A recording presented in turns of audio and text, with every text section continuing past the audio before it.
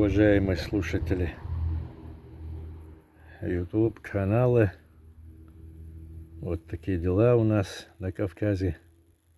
Вот, собственно, ГАЗ-69. Вот стоял у него, человек поставил на рабочий цилиндр от Жигулей, от классики Фенокс, по-моему, да. Вот он выжимал, но педаль был очень тугой. Значит, здесь пружина была тугая. Что я делаю? Я ее сейчас снял. Вот. Полностью снял. Диск сцепления. Вот. Выжимную так. Лапка там очень хорошая. Я там смотрел уже. Вот эту вещь я снимаю отсюда. Кладу. Вот. Беру такую вещь. Вот она УАЗовская. Родная.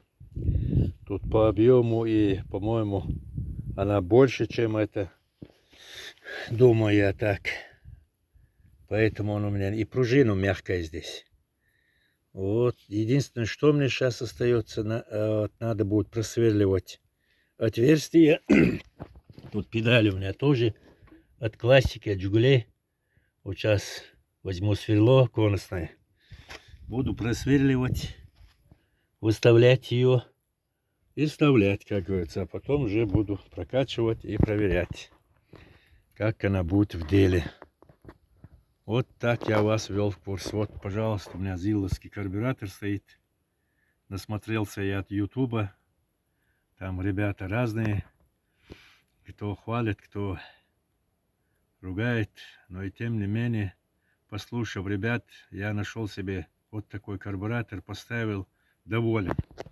Потом поставил я, тоже ребят послушал на YouTube канале. Спасибо им всем. Трамблер индуктивный я убрал, поставил. Вон видите, коммутатор. И вот с датчиком холла. Доволен.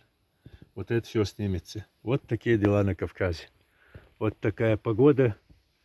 Так что на даче всем желаю удачи. Счастливо. До свидания.